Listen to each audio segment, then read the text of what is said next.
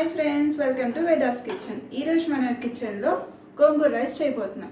దానికి కావాల్సిన ఇంగ్రీడియంట్స్: ఎండుమిరపకాయలు, మినప్పప్పు, పల్లీలు, ధనియాలు, దీంట్లోనే మెంతులు కూడా ఉన్నాయి, శనగపప్పు, నువ్వులు, గోంగూర, వలిచిన గోంగూర కాడలు లేకుండా.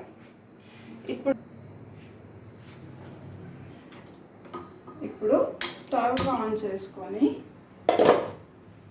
ఫస్ట్ డ్రై రోస్ట్ చేసుకుంటామండి.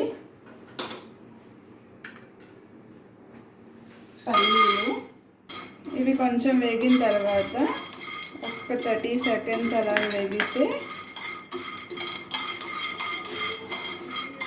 స్లైట్గా డ్రై రోస్ట్ అయ్యాయండి. ఇప్పుడు మినప్పప్పు, ధనియాలు, మెంతులు,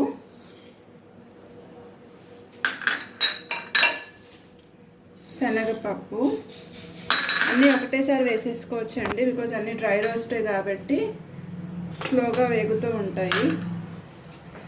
సో ఇప్పుడు ఇవి మనకి నువ్వులు అవన్నీ కూడా చిట్పట్లాడుతూ సౌండ్ వస్తుందండి. ఇప్పుడు ఎండుమిరపకాయలు వేసుకుంటాము.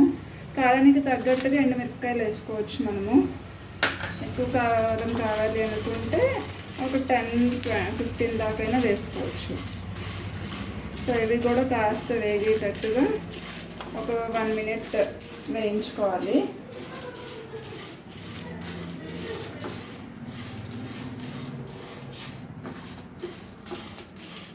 ఇవి లో టు మీడియం ఫ్లేమ్లో వేయించుకోవాలండి, లేకపోతే మాడిపోయే ఛాన్సెస్ ఉంటాయి.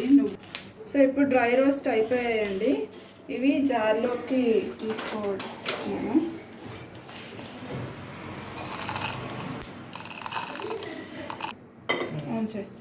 ఇది బాగా చల్లారిన తర్వాత మిక్సీ చేసుకోవాలి. సో చల్లారిందండి. ఇప్పుడు దీన్ని మనం పొడి చేసుకుంటున్నాము.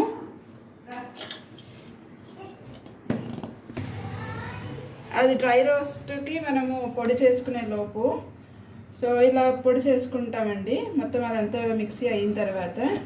సో ఇది ఒక 15-20 డేస్ వరకు అలా ఉంచుకోవచ్చు, ఇన్స్టెంట్గా ఎప్పుడైనా కావాలంటే గోంగూర రైస్ చేసుకోవడానికి. ఇప్పుడు మనము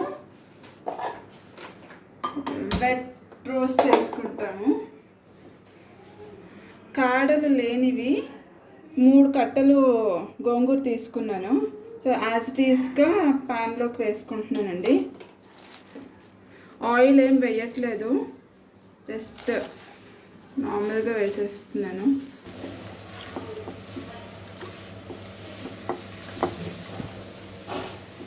ఎందుకంటే మిడిల్ ప్రాసెస్ ఇది ఫుల్ టు లో ఫ్లేమ్లో కుక్ చేసుకున్నాను. చూడండి, పచ్చడిలాగా మనకి ముద్దగా వచ్చేసింది.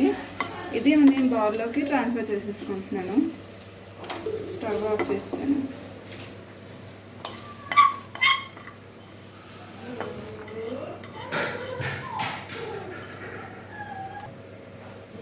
ఇప్పుడు బాండీ తీసుకొని పెద్దది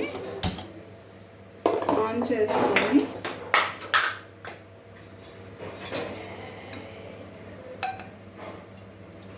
ఒక 4 to 5 స్పూన్స్ ఆఫ్ ఆయిల్ వేసుకుంటున్నాను.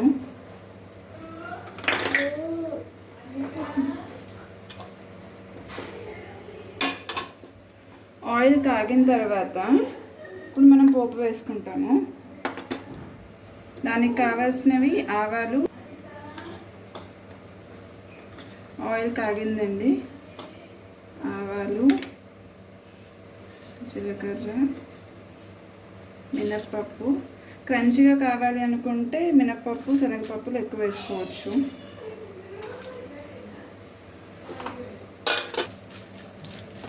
ఇవి కొంచెం రోస్ట్ అయిన తర్వాత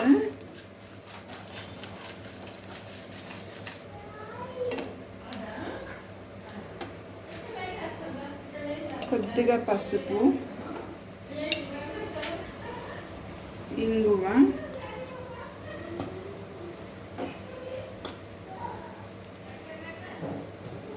ఉప్పు. సో ఇది వేగిందండి. ఇప్పుడు మనము వెట్ రోస్ట్ చేసుకున్న గోంగూరను వేసేసుకుంటున్నాము. ఆయిల్లో ఉడికిన తర్వాత మంచి స్మెల్ వస్తుందండి. ఆ స్మెల్ వచ్చే వరకు ఫ్రై చేసుకోవాలి. ఇప్పుడు రైస్ యాడ్ చేసేసుకుంటున్నాను. దాని మీద తగినంత పౌడర్ వేసేసుకోవచ్చు.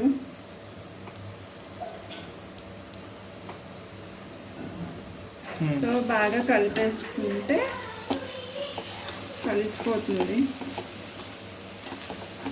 సో ఉప్పు మళ్ళీ వేసుకోవాలండి తగినంత. సో ఉప్పు వేసుకున్న తర్వాత కావాలంటే కారం ఇంకా కావాలి అంటే కొంచెం కారం వేసుకోవచ్చు, లేదంటే పొడైనా వేసుకోవాలి. బాగా కలుపుకోవాలి. ఒక ఫ్యూ సెకండ్స్ మూత పెట్టుకుందామండి. దీంట్లోకి కావాలి అంటే పచ్చిమిరపకాయలు, పల్లీలు తాలింపు వేసేటప్పుడు వేసుకోవచ్చు. క్రంచీగా నోటికి బాగా తగులుతాయి. ఇప్పుడు ఇది వేడెక్కిపోయిందండి. దీన్ని ఒక్కసారి కలుపుకొని సర్వింగ్ ప్లేట్లోకి తీసుకుంటే గోంగూర రైస్ రెడీ.